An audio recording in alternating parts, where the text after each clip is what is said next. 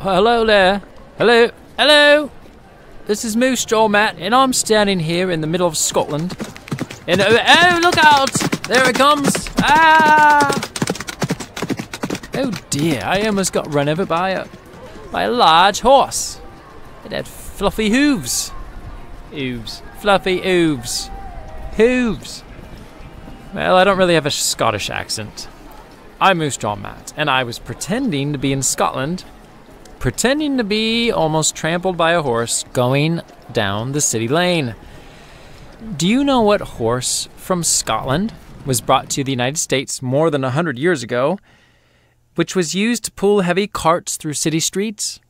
We'll find out after the theme song.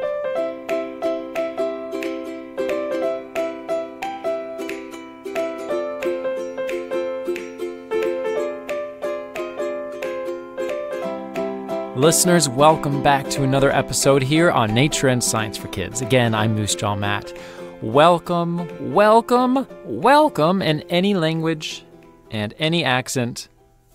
Welcome to the podcast. This episode is about horses. There is someone, we have a listener, who has been asking for some horse episodes for, well, a couple of years actually, since about the beginning of the podcast.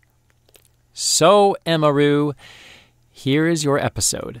And let's get some facts started with the horse that, in my imagination, came really close to trampling me.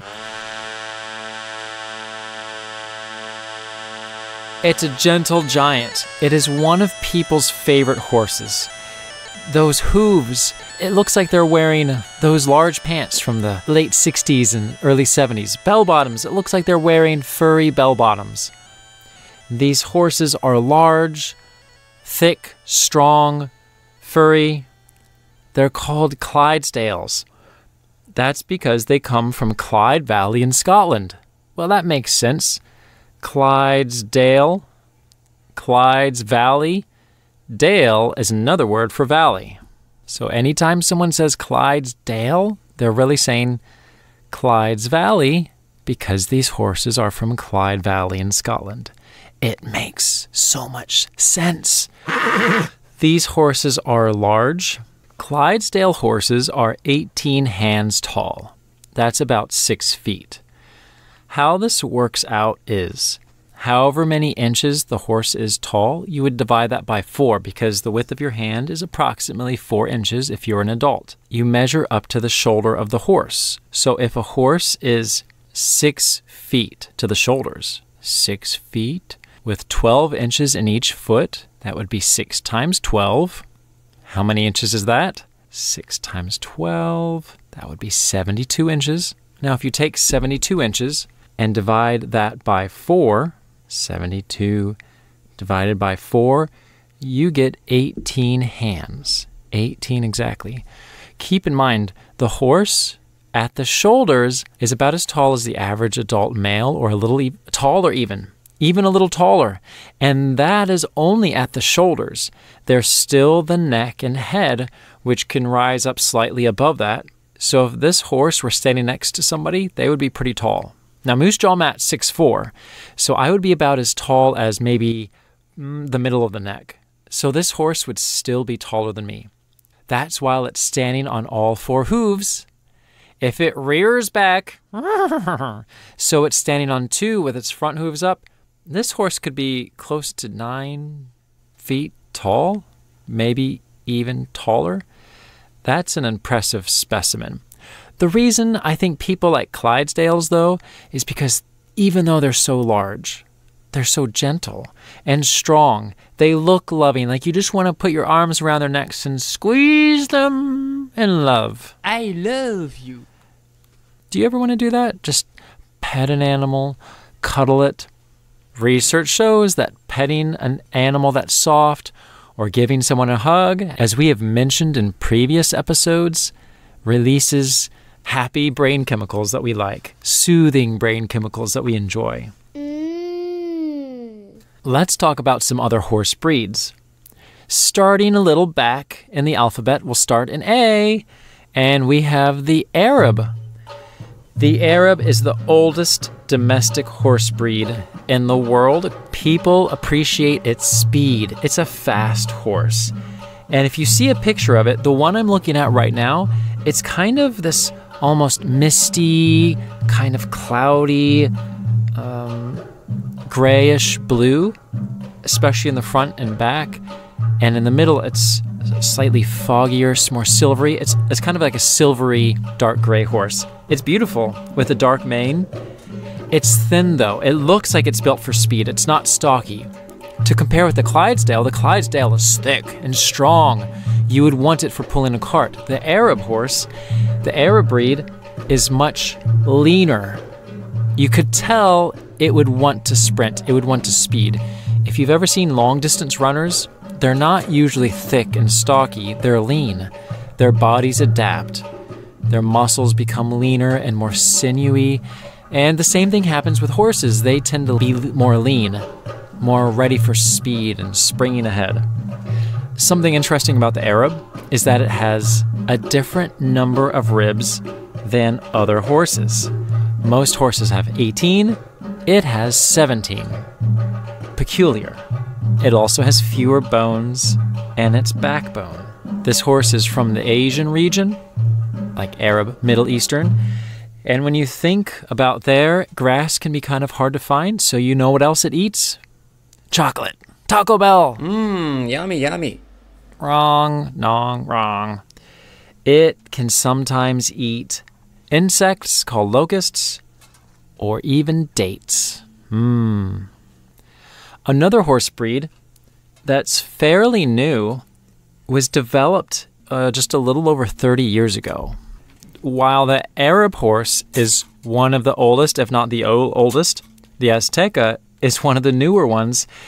Now, with that name, Azteca, where do you think it was developed? Where do you think they bred this horse? In Mexico. The personality of this horse is that they bred it to be good-natured, so it can be ridden easily, it can take part in competitions, and it's strong enough to do some farm work. Now this horse, at least in the picture I'm looking at, is a dark charcoal kind of gray, and it is sleek looking, very shiny, and it looks like it has power. It's not as lean as the Arab horse. It looks not as stocky as the Clydesdale. It's sort of in between. It looks strong and powerful. A little thicker, but like it still wants to run. Another horse, actually one I have seen, is one of my favorites. And who doesn't love these? Ponies.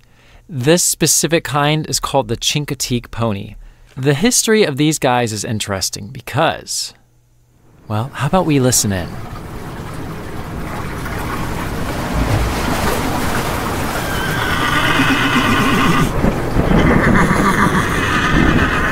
Captain, we've run aground. Oh no! The ponies are getting away! That's all right, let them go. Save yourselves, men!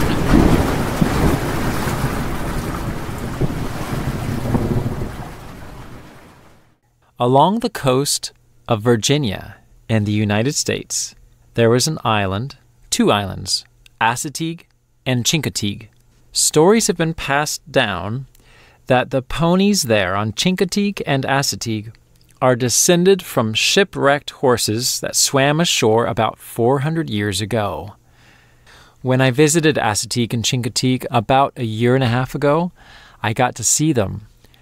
In fact, look on our Facebook and Instagram pages, look for Moose Jaw Matt or Nature and Science for Kids, and you'll see some pictures of ponies in Chincoteague and Assateague. These horses, these little ponies, are intelligent, good-natured, and are now found all over the U.S. So while they started there, they have migrated elsewhere. Another horse is the Holstein. It was the first horse to be kept as a coach horse. Coach would be what they used to do to travel around. Instead of traveling in cars or taxis or buses, they would have a carriage type thing High class, high quality, and these horses would pull them. Now, if these horses were meant to be pulling coaches, do you think they would be built for speed or strength? Would they be lean or stocky? Or maybe a little bit of both? Well, these horses, while they're kind of a mix, they need to be strong enough to pull, they tend to lean more toward the speed side. In fact, when cars became a bigger thing in the world, these Holstein horses developed into competition horses. They have stamina and an athletic ability, which means that they're popular for cross-country racing. They're also used to take part in show jumping competitions. Holstein, athletic horses. So if someone ever says you're like a Holstein horse, well, take it as a compliment. It means you're athletic. Another horse worth noting is called the Mustang. The Mustang is a feral horse, which means it is wild, like feral cats. If you've ever heard of someone talk about a feral cat, they're wild, untamed. Well, Mustangs are wild and they live in North America, and they sort of represent the American spirit, at least in the past, the desire to explore and be wild and free, be strong. Well, the Mustang is so popular and so well known that a popular sports car is named after them in America. If you've ever been driving down a road and seen a car with a horse logo, it very well could be a Mustang car. Its name comes from the Spanish word mestez, meaning band of horses, because they often roam around together. Mustangs are shy. They're not easy to approach, which means rounding them up, a whole group of them, can be very difficult. Another popular horse is called the Palomino. Palomino comes from a Spanish word meaning golden grape. They are kind of golden colored, and their manes and tails are silvery. They're like this tannish, yellowish golden color, and with the silvery mane, they sort of have a shimmering appearance. Breeders are now trying to create a distinctive breed with this coloring. They're beautiful horses. If you can, look up a Palomino. We continue to work our way through the alphabet, and we come to a quagga. Q-U-A-G-G-A, quagga. It was a type of zebra that used to live in South Africa. It became extinct, however, which means it no longer exists because it was heavily hunted. Unlike zebras, however, its stripes are only on the front half of its body. And finally, we have two more. Two more horses. How could we leave off the zebra, one of the most famous horses in the world, from Africa, the plains of Africa. We all, I think, have seen zebras or pictures of them. Black and white stripes. When they're in herds, their stripes blend together. They look like a bunch of barcodes running around, so it's hard for animals to scan them.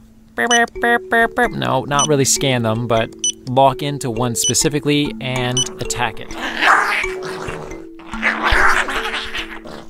The only way to really get one is for it to be separated from the rest of the group. Time out. Apparently, within a herd, zebras can recognize each other by their stripes. That's pretty amazing. What intelligence.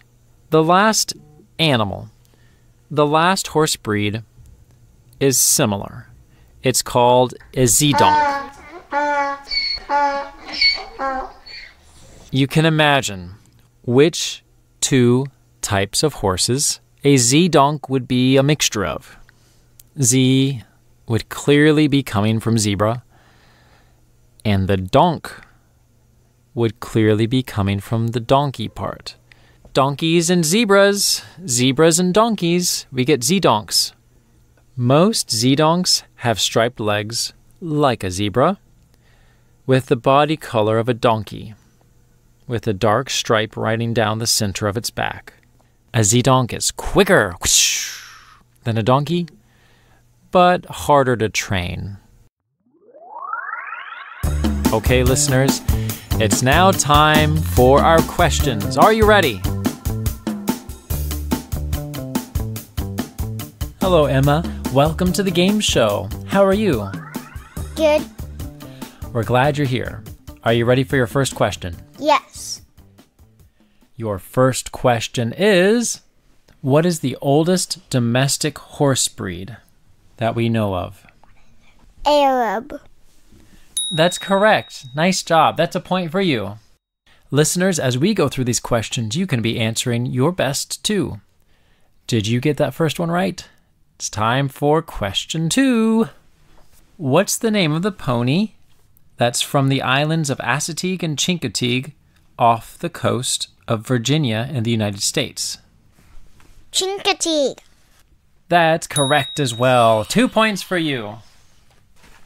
Emma, what is a popular horse breed that has furry hooves, is very large, and comes from Clyde Valley in Scotland? More than 100 years ago, it was used to pull heavy carts through city streets. Clydesdale.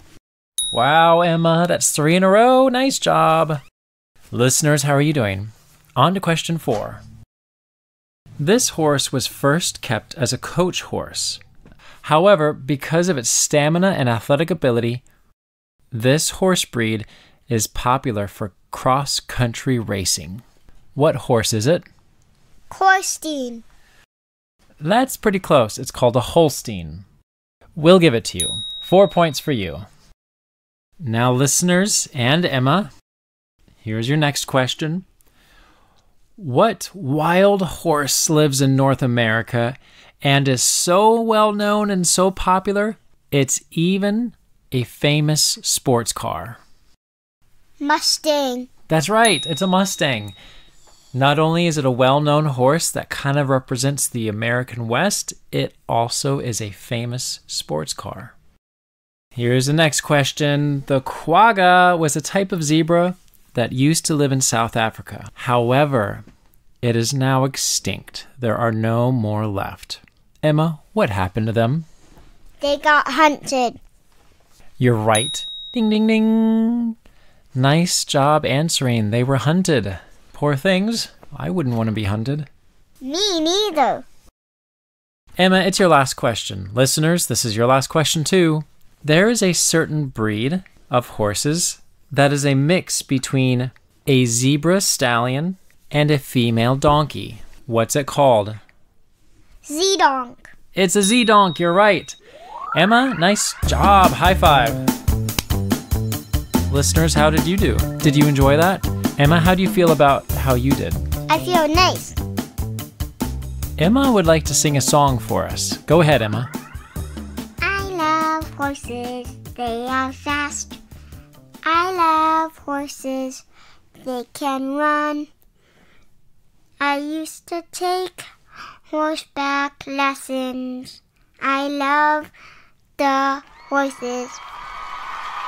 Hooray! Emma, nice song. Thank you for sharing with us. Listeners, I hope you've enjoyed this time together. Emma, thank you for joining us for this episode's questions. You're welcome. I loved it. Listeners, thank you for joining us this episode. I would like to say happy birthday to Emma. Thank you for helping out with this episode. I hope you enjoyed it. And a big thank you to our latest supporter, Everett, from Tennessee. I used to live in Tennessee, so it's nice to have a supporter from Tennessee.